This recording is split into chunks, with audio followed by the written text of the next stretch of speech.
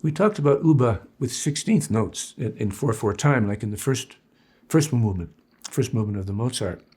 But it works also for 6/8. I'm going to just show you.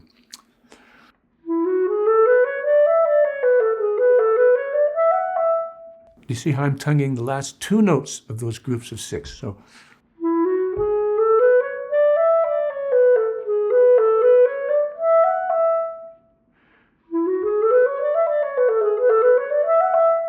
it helps set us. And that will prevent us from rushing through those, just like it does in the groups of 16th notes.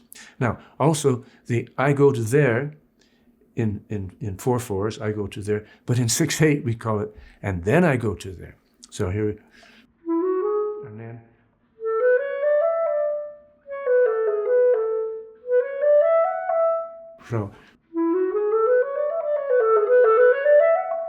So if we put those together, we can start to swing in 6/8. Remember, sing and swing?